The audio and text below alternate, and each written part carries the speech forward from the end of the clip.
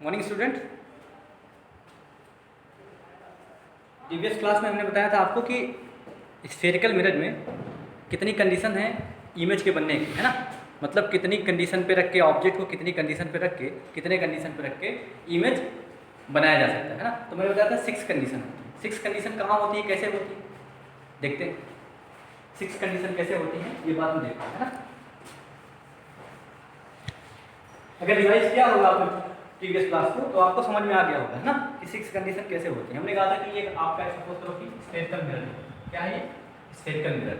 अभी हालांकि ये मिरर नहीं है, अभी तो ये आपका क्या है, ग्लास है ना। अगर हमने इसको पेंट कर दिया एक तरफ तो ये क्या हो गया, कॉन्केव मिरर हो गया,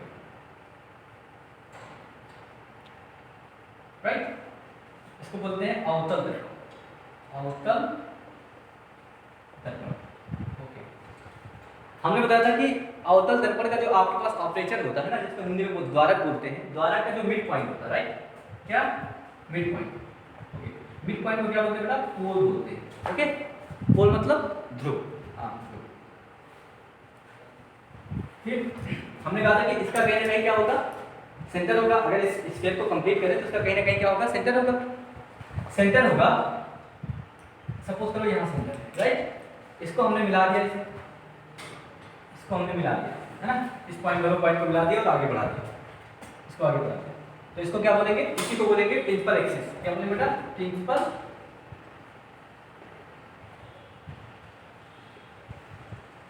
ओके, प्रिंसिपल एक्सिस। इसको हिंदी में बोलते हैं मुख्य अक्ष, मुख्य अक्ष।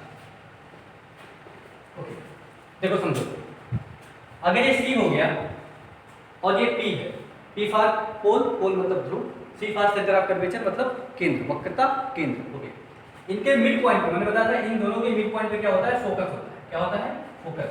सपोज यहाँ पे क्या है, फोकस।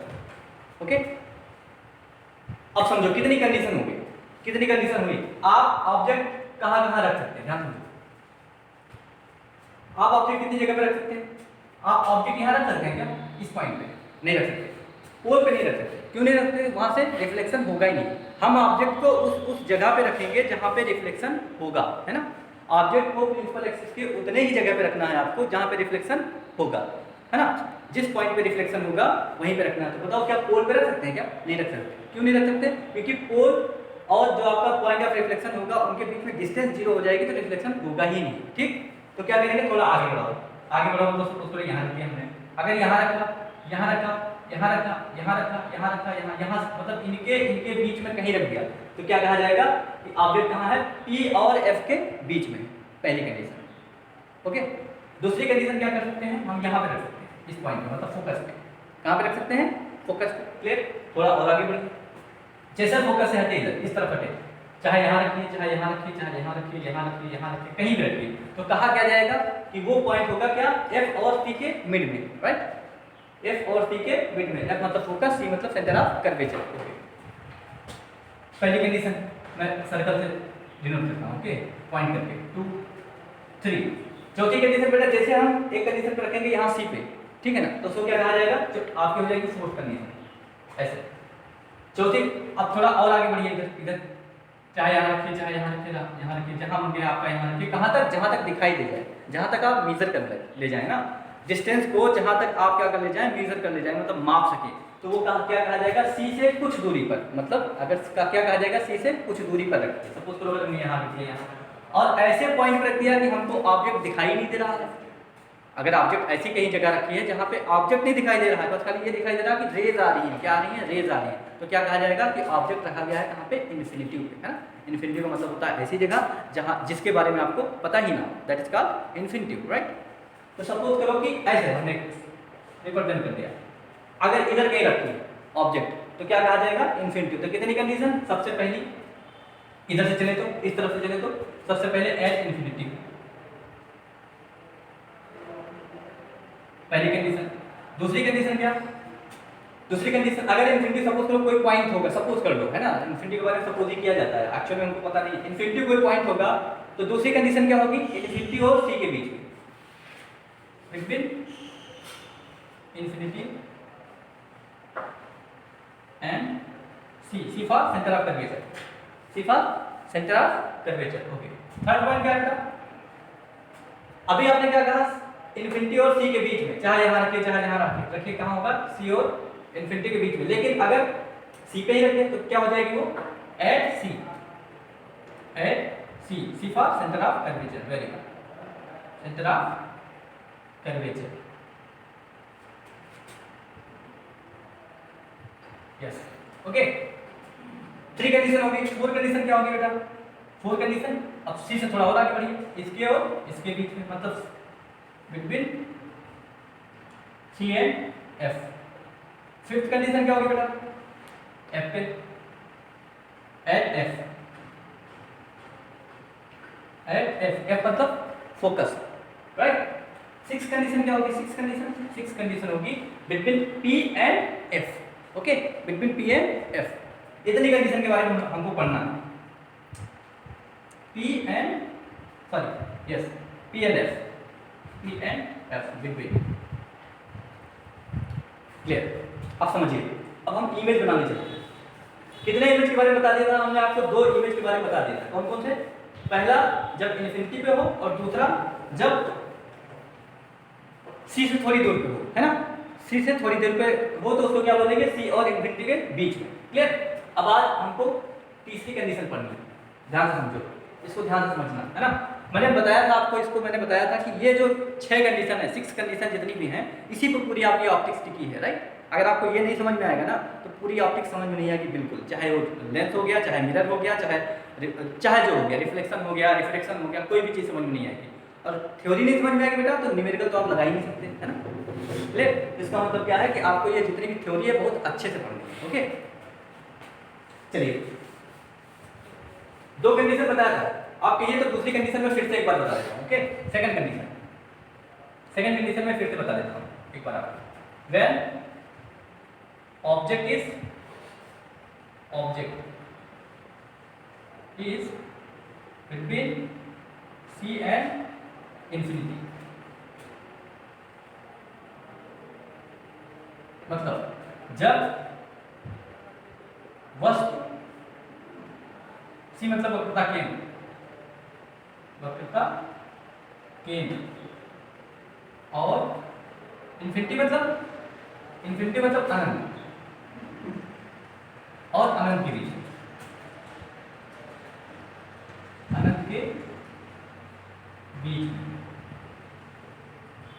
ओके, ठीक? समझो, ध्यान से समझना। ये क्या बेटा? क्या है बताइए? ये भी कुछ नहीं है, ये भी ग्लास है ना? अगर इसको मैं पेंट कर दिया ऐसे एक तरफ, अब क्या हो गया? ये मिरर हो गया। कौन सा मिरर हुआ? Concave mirror. इसको क्या बोलते हैं? अवतल दर्पण। ओके, अभी हमने इससे पहले बताया था कि जैसे आपको मैं पिछली क्लास में लगातार बताता आ रहा हूँ कि जैसे आपको कोई भी ऑपरेटर मिले, कोई भी द्वारक मिले, तो सबसे पहले इसमें क्या देखना है? सबसे पहले इसका पोल फाइंड करना है। क्या फाइंड करना है? पोल मतलब ध्रुव। ध्रुव होता कहाँ है? इसी ऑपरेटर के मिड पॉइंट पे। This is pole, right? Okay, दूसरा चीज क्या फाइंड करना होता है आपको? दूसरा चीज फाइंड करना होता है, इसको अपने दिमाग में ऐसे बनाना नहीं, अपने दिमाग में बनाओ, इसको स्फीयर कंप्लीट करो। कंप्लीट कर दे स्फीयर में, इसका कहीं ना कहीं सेंटर होगा, सपोज करो यहाँ पे सेंटर, इसी से सेंटर। अब इसको केवल एज्यूम करना है ना, मैं तो आपको समझाने के लिए बना रहा हूँ, बाकी आपको एज्यूम करना है। सेंटर हो गया। फिर तीसरी चीज, इसी को मिलाते हुए लाइन ऐसे ड्रा करो, ऐसे लाइन ड्रा कर दिया, है ना? ऐसे लाइन हमने ड्रा कर दिया। इसको क्या बोलेंगे बेटा? Principal axis. Very good. अभी हमने इससे पहले बताया प्रिंसिपल एक्सिस। ध्यान सुनिए, सी हो गया, पी हो गया, डेफिनिट है कि 100% श्योर है कि एफ कहाँ होगा? इन्हीं दोनों के बीच में होगा। क्यों? क्योंकि इससे पहले आप पढ़ के आए हैं ना। Very good, clear?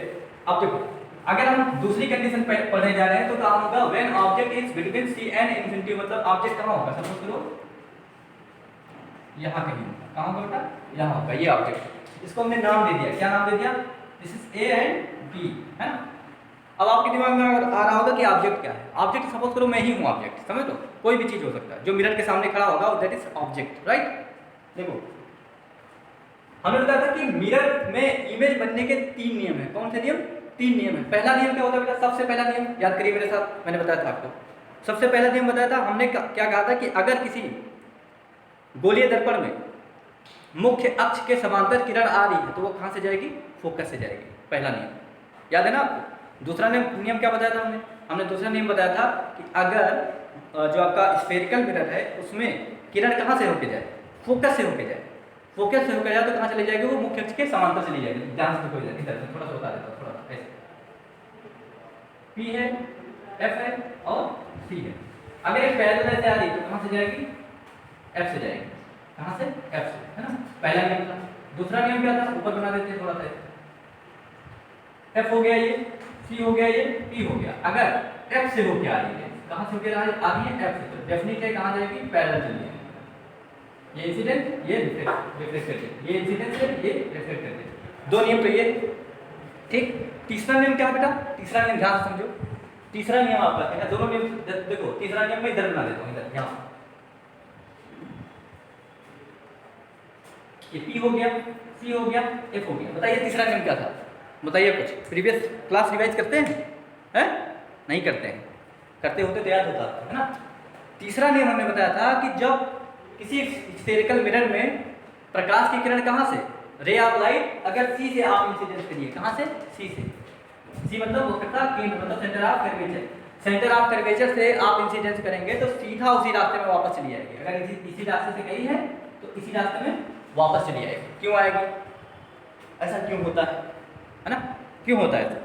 बताया हमने पिछली क्लास में, ऐसा बताया हमने, है ना? पिछली क्लास देखिए, इसको हमने बता दिया। अब देखो तीनों नियम यहाँ लगाएंगे, तीनों नियम, यही तीनों नियम। इसी तीनों नियम से आपका पूरा ऑप्टिक्स हो जाता है ना, इसी तीनों नियम से। देखो ध्यान लेके जाओ पैरेलल में, ऐसे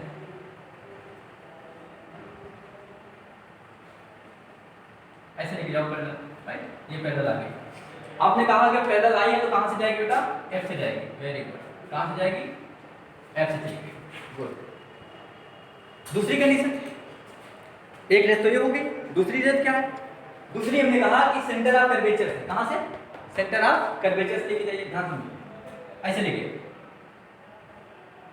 सेंटर ऑफ कर्वेचर से लेके, लेकिन सेंटर ऑफ कर्वेचर से ऐसे भी लेके जा सकते हैं, ले जा सकते हैं। सेंटर ऑफ कर्वेचर से ऐसे भी लेके जा सकते हैं, ले जा सकते हैं। लेकिन ध्यान क्या देना है यहाँ पे? ध्यान ये देना है कि सेंटर ऑफ कर्वेचर से तो सेंटर ऑफ कर्वेचर से तो जाए ही नहीं, लेकिन और एक जगह से होके जाए। कहां से?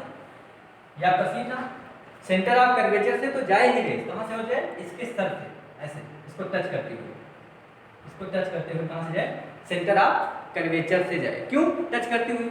टच करती हुई इसलिए जाती है क्योंकि आपको पता है कि हमको इसका इमेज भी फाइंड करना है ना, कि इमेज के बारे में बताना पड़ता है कि ये इन्वर्टेड होगा, मतलब सीधा होगा कि उल्टा होगा, वर्चुअल होगा कि जो है आपका रियल होगा। इस चीज के बताने के लिए हमको क्या करना है? इसके स्तर से लेके जाया जाता है। ठीक, देखो यहाँ से लेके गए आप, ऐसे ऐसे लेके गए, ऐसे लेके गए, और ये कहाँ चली गई बेटा? सीधी चली गई। इसी रास्ते में गई है और इसी रास्ते में वापस आ जाएगी। क्यों वापस आ जाएगी? तीसरा नियम याद करिए, तीसरा नियम मैंने बताया था। ठीक, अब हमने बताया था इमेज बनने की शर्त क्या होती है?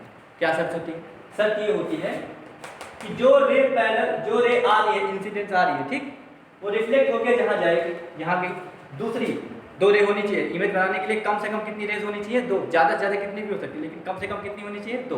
ओके, तो एक रे तो ये रिफ्लेक्ट होके गई है, और दूसरी रे ये इंसिडेंस हुई और यही दूसरा रिफ्लेक्ट होके चली गई। एक रिफ्लेक्टेड रे ये है और दूसरा रिफ्लेक्टेड रे ये है, तो जहाँ दोनों रिफ्लेक्टेड रेज मिलती हैं तो वहीं क्या बन जाता है बेटा?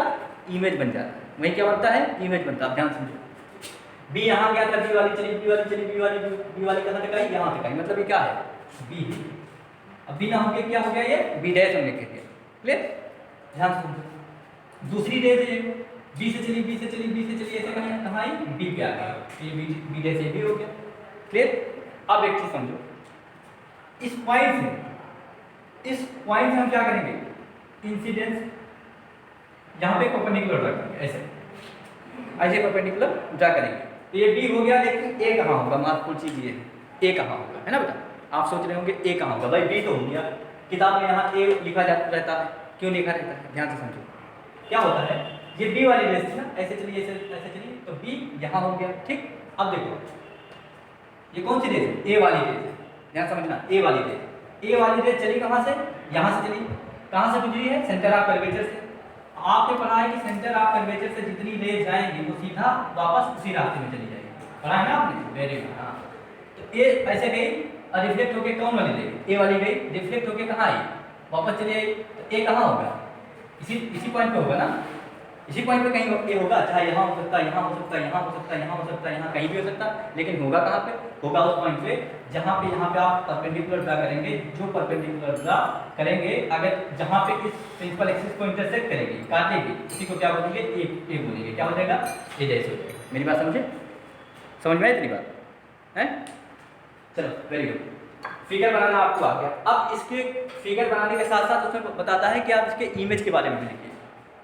इमेज मतलब प्रतिबिंब की प्रकृति के बारे में लिखिए। क्या है प्रतिबिंब? कुछ याद नहीं करना, बस खाली जो आपने किया है इसमें पूरा जो कहानी बताई है ना वही लिखना। देखिए ध्यान से, पोजीशन ऑफ इमेज। इमेज की स्थिति क्या है? ध्यान से, इमेज कहाँ है आप बताओ, कहाँ पे? इमेज आपका सी और एफ के बीच में है कि नहीं? हमको याद करना पड़ा सी और, आप याद करते हैं ना कि सी और एफ, अगर ऑब्जेक्ट सी से दूर होगा तो इमेज कहाँ बनेगा? सी और एफ के बीच में बनेगा। याद नहीं करना है, आप फिगर सही से बनाइएगा ना, सारे नियम कानून लगाइएगा तो वो सीधा इमेज वही बना ही देगा। ठीक, तो बेटा क्या है? पोजीशन ऑफ इमेज कहाँ है? सी और एफ के बीच में, between C and F. Very good, clear. दूसरा चीज, जब आप स्केल रूलर सब कुछ लेके बनाएंगे ना, तो आप देखिए जो ये इमेज बनेगा, आप वैसे भी देख लीजिए, यहाँ इमेज इतना बड़ा है और ऑब्जेक्ट इतना बड़ा है, आप देख लीजिए। तो आप पटरी प्रकार के माध्यम से जो है अच्छे से बनाएंगे तो आपको वहाँ और क्लियर हो जाएगा। आपको पता चलेगा कि ऑब्जेक्ट क्या होता है? बड़ा होता है और इमेज छोटा होता है। Very good. Size of image क्या मतलब था? स्मॉलर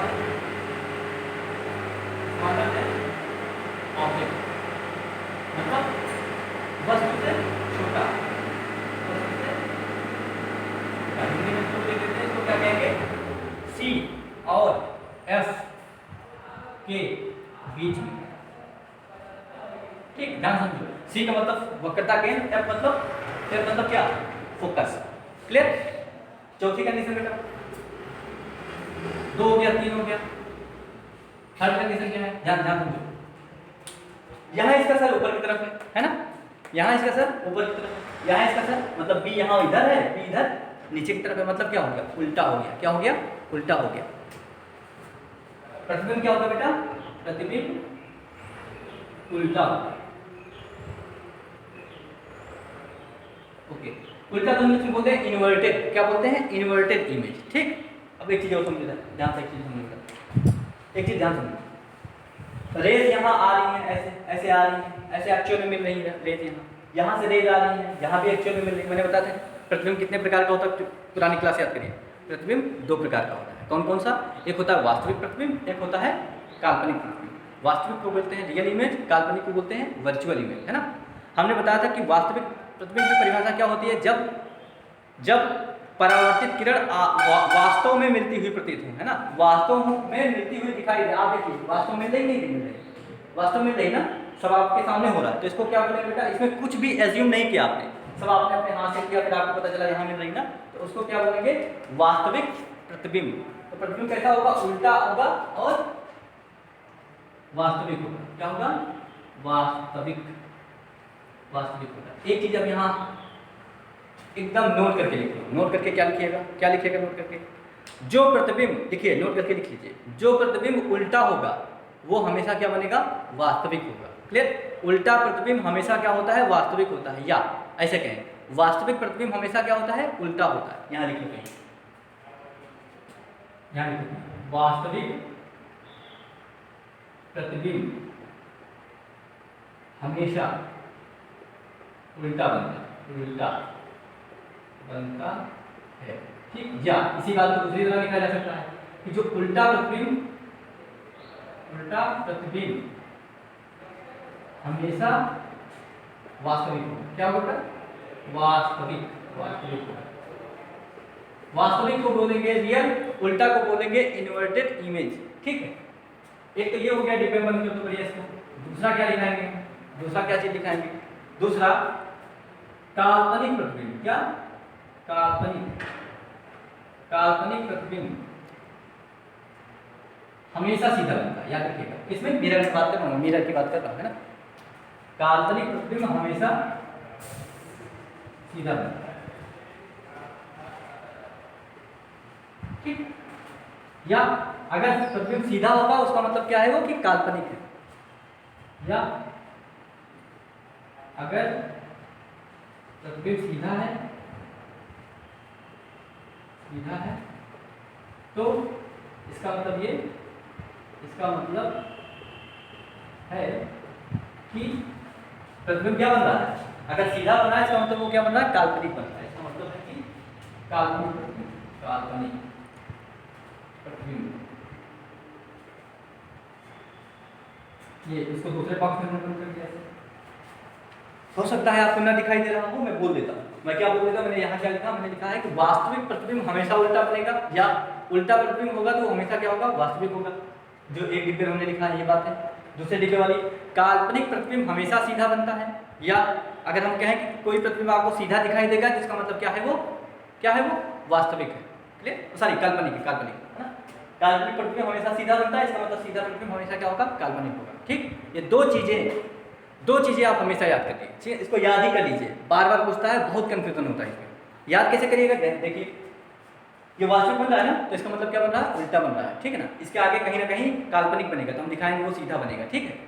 इतना चीज क्लियर करिएगा, इतना चीज आगे नेक्स्ट क्लास में, ठीक है। Thank you.